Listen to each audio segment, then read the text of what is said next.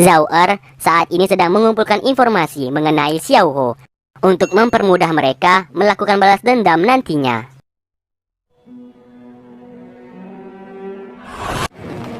就是冲着他们来的。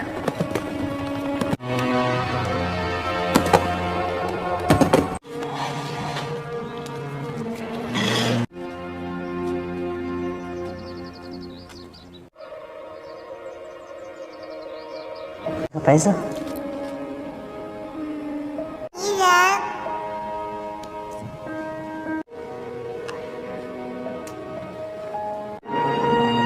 走。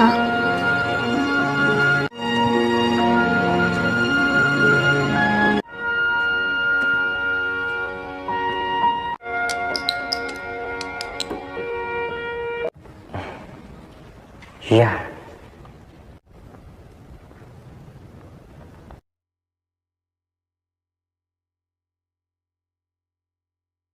Singkatnya, Ningki dan Sang saat ini telah menemukan tempat tinggal, dan tempat tinggal itu akan mereka jadikan sebagai sebuah toko. Karena tempat itu berantakan, Sang mulai membersihkannya.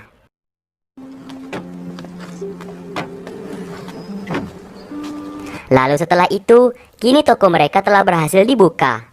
Mereka berdua berencana menjual beberapa lukisan milik mereka, supaya bisa mendapatkan uang. Lalu tak lama kemudian, datang seseorang pengunjung. Tanpa Ningki sadari kalau pria itu pemilik rumah yang mereka tempati saat ini, yang bernama Xiao Su. Xiao Su mengatakan wilayah di sana terdapat sebuah konflik. Apabila Ningki bisa bertahan lebih dari 3 bulan menginap di tempat tersebut, Xiao Su akan menggratiskan uang sewa selama 3 bulan kemudian. Mendengarkan hal itu, Ningki pun menyetujuinya.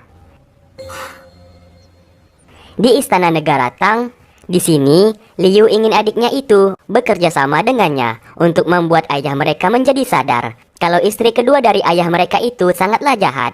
Dan Liu memiliki sebuah rencana untuk menyingkirkan ibu tiri mereka. Di lain sisi, Zhao Er sedang menjalankan misinya untuk menjadi mata-mata agar mendapatkan informasi mengenai Jenderal Xiao Ho. Namun ia tidak menemukan keberadaan Jenderal Xiao Ho saat ini. Ia pun terus mengikuti anak buah dari Jenderal Xiao Ho tersebut.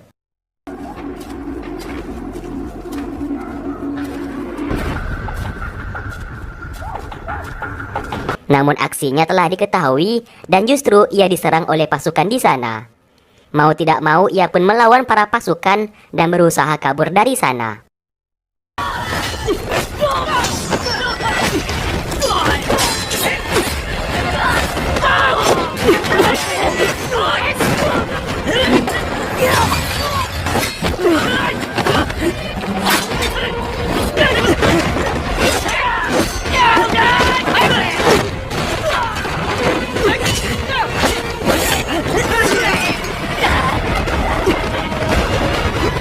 Sesaat ia pun berlari ke rumah Ningki. Namun saat itu Ningki tidak berada di rumah.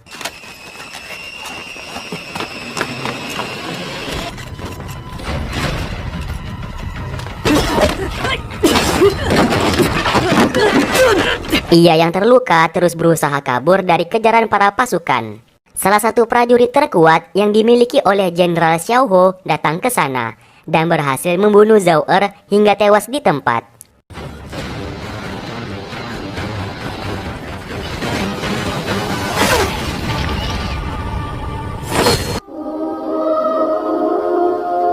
Singkat cerita, Ningki dan Sang pulang ke rumah, dan mereka mendapati bercak darah yang menempel di rumahnya. Sesaat mereka melihat Zhao Er yang telah tewas, yang melintas di depan rumah mereka, yang saat itu dibawa oleh beberapa pasukan.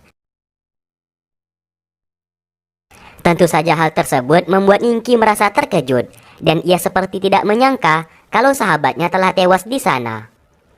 Di malam harinya, Ningki masih bersedih atas kematian sahabatnya itu. Sesaat, Sang menemukan sebuah surat dari Zhao Er di tumpukan sayur.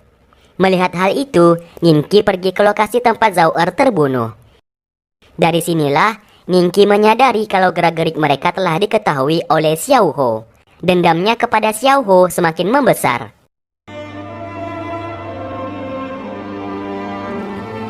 兄弟，为何那时我不在，你就非常的强悍？ Singkat cerita, esok hari pun tiba. Ningki pergi ke pasar dan tak sengaja bertemu dengan seseorang yang bernama Cuyu, dan mereka pun berkenalan di sana. Lalu, Cuyu hendak membawa Ningki ke sebuah tempat karena ia melihat wajah Ningki seperti menyimpan sebuah dendam yang sangat besar. Cuyu lalu membawa Ningki ke sebuah klub malam yang dimana di sana terdapat cewek menari striptis yang seksi. 来3次，这老东西。父兄可知道，这姑娘我找来是月龙国祭司之女。 Saat ini, Xiaosu yang merasa marah karena mendengar kematian Zou'er. Lalu setelah itu, Xiaosu yang merupakan pemimpin kaum Yulong berhasil mendapatkan informasi mengenai siapa pelaku yang telah membunuh Zou'er. Tidak ambil diam, ia pun berencana akan membalaskan dendam atas kematian Zou'er yang sudah ia anggap sebagai saudaranya sendiri. Terlihat ia bersama pasukannya bersiap untuk menyerang.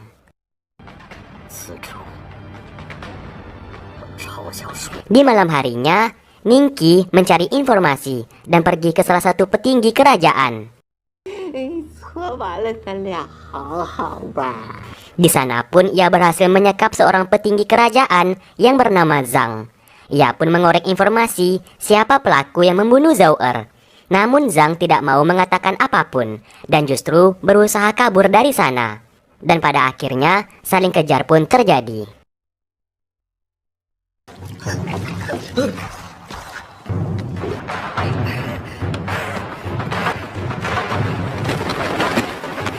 Di waktu bersamaan, Xiaosu yang sedang mencari makan tak sengaja melihat kehebatan yang dimiliki oleh Ningki.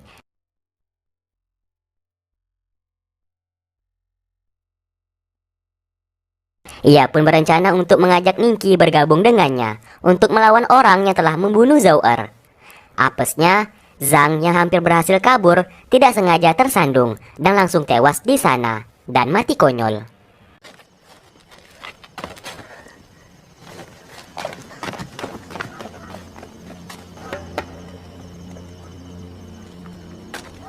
Di lain sisi, Li Pian yang merupakan adik dari raja ini mengetahui kematian Zhang. Ia pun menjadi marah karena ia mengira bahwa Xiaosu yang telah membunuh Zhang.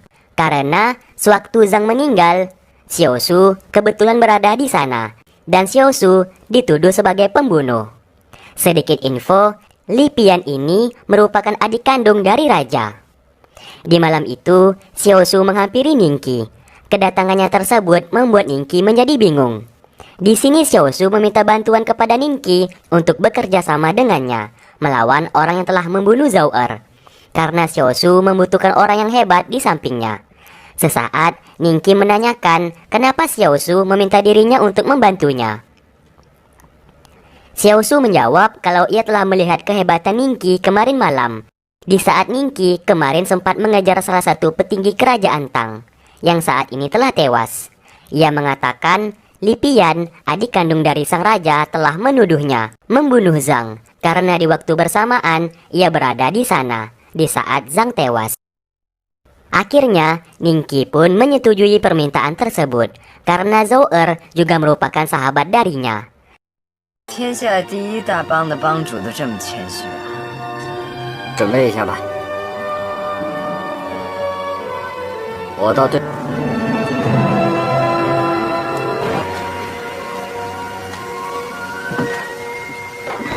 Setelah itu mereka berdua pun bersiap dan segera pergi dari sana dan bersiap untuk bertempur. 看你这样子，不像是把所有武器都背在身上。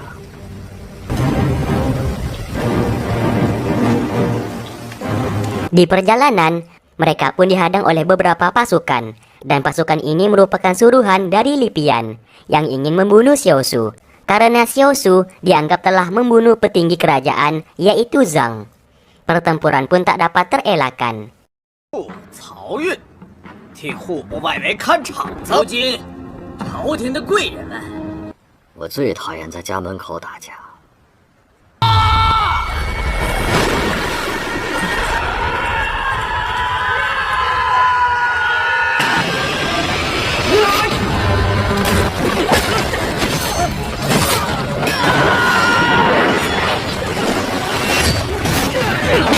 这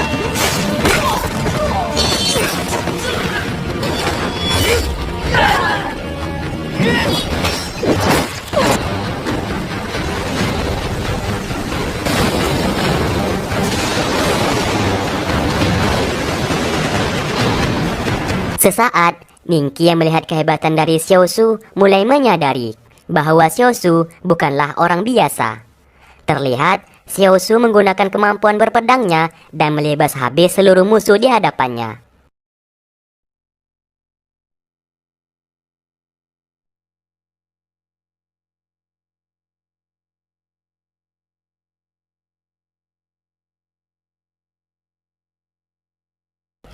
Setelah selesai, Xiaosu meneriaki Ningki sambil mengatakan kalau saat ini giliran dirinya.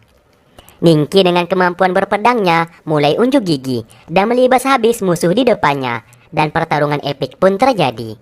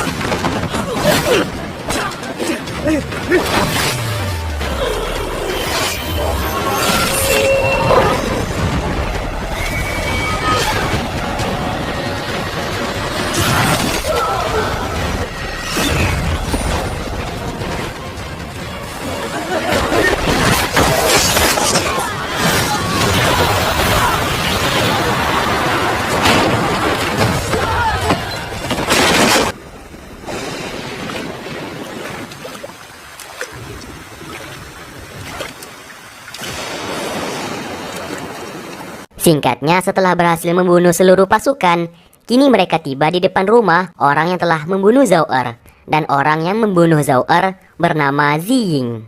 Sesaat, Xiaosu memberikan kain hitam kepada Ningki untuk menutupi wajahnya agar tidak dikenali. Kedatangan mereka ternyata telah diketahui oleh Ziying dan pasukannya. Yang kita ketahui, Ziying merupakan orang suruhan dari Li Pian untuk membunuh Xiaosu, dan ia juga yang telah membunuh Zhao Er. Pasukan dari Ziying langsung menembak panah kepada mereka.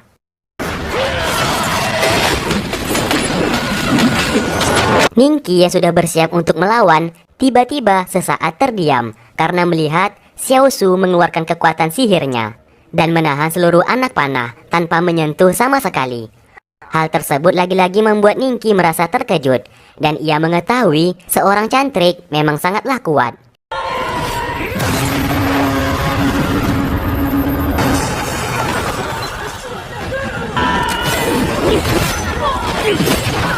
Setelah itu terlihat Ziying dan Xiaosu mulai melakukan pertempuran antara roh, yang dimana pertempuran roh hanya bisa dilakukan untuk orang yang memiliki kekuatan cantrik saja. Sebelumnya Mimin udah menjelaskan bahwa cantrik adalah kekuatan sihir setelah seseorang mengikuti sekolah akademi. Ningki yang berada di sana dengan sigap menjaga tubuh Xiaosu dari semua serangan pasukan. Di lain sisi, pertarungan sengit pun terjadi.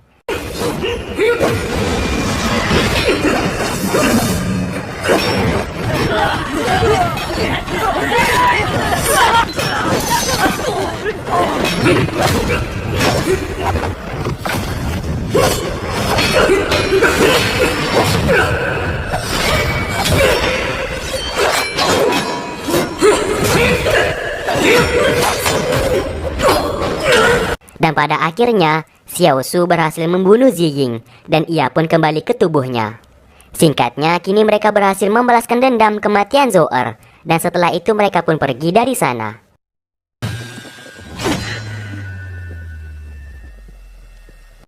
Di tengah perjalanan pulang, tiba-tiba mereka bertemu dengan seseorang yang sangat kuat. Bahkan saking kuatnya, Xiaosu tak mampu berdiri karena terkena kekuatan sihir yang sangat hebat.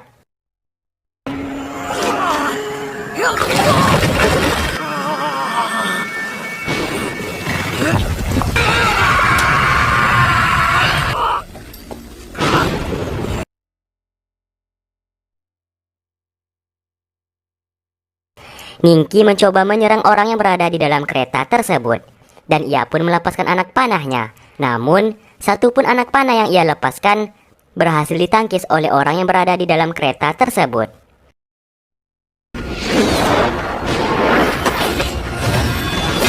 Di saat ia hendak menyerang dengan pedangnya, ia pun terlempar jauh.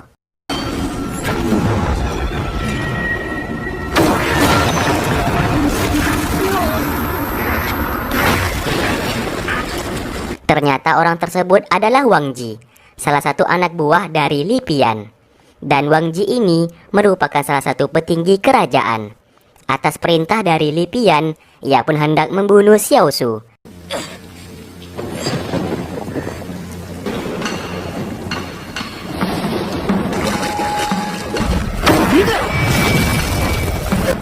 你一个凡人，死在我手上资格都没有。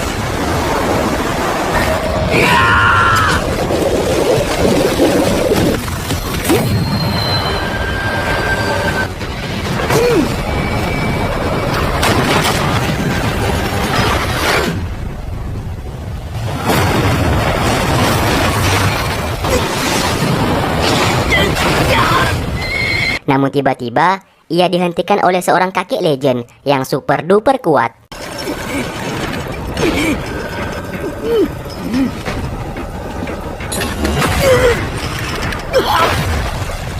Terlihat ada sebuah gambar sihir di atas langit yang sangat besar, yang membuat Wang Ji tak mampu untuk bergerak.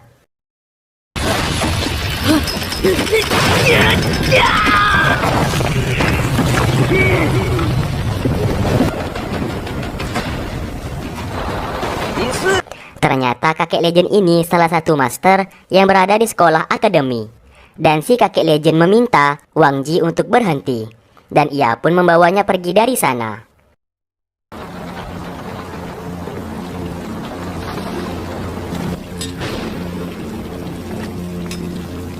Di lain tempat, terdapat seseorang yang hendak membalaskan dendam kepada kerajaan Tang.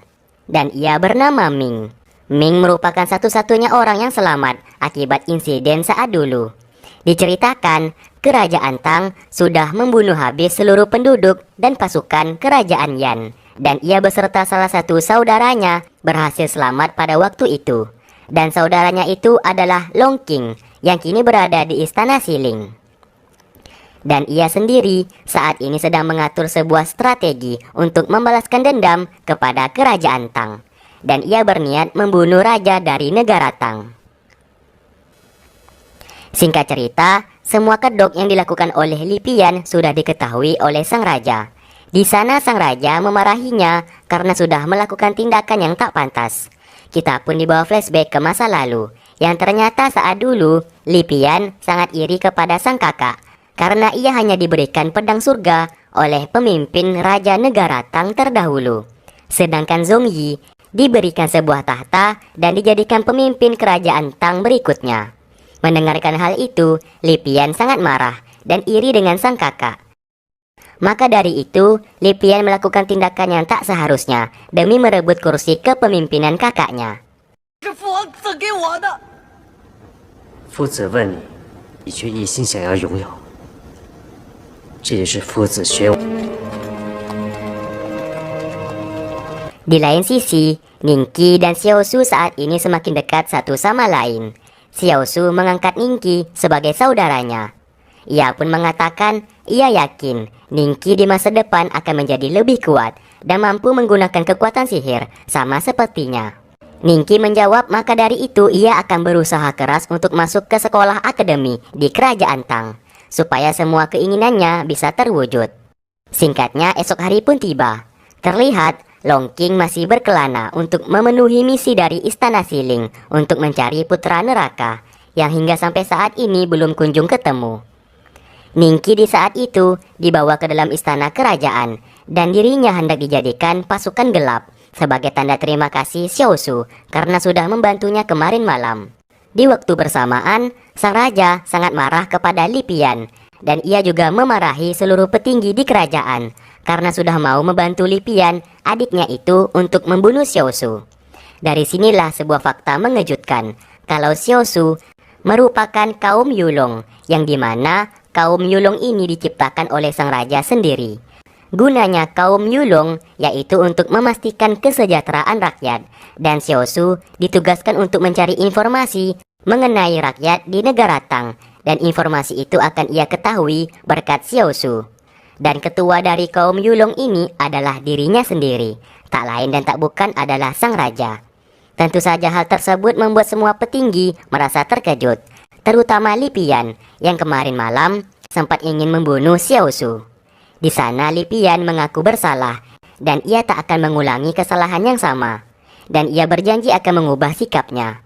Sang raja pun memaafkannya karena bagaimanapun juga Li Pian ini merupakan adik kandungnya. Kembali ke Ningqi, dengan tingkah selengeannya, ia pun main masuk saja ke dalam ruangan sang raja dan ia melihat tulisan tangan yang sangat jelek. Ia pun menulis sebuah kata dengan tulisannya sendiri. Sesaat salah satu komandan kerajaan datang ke sana dan ia dengan cepat menyembunyikan tulisan tangannya di bawah bantalan kursi di sana. Lalu ia pun dimarahi karena main asal masuk saja ke ruangan sang raja.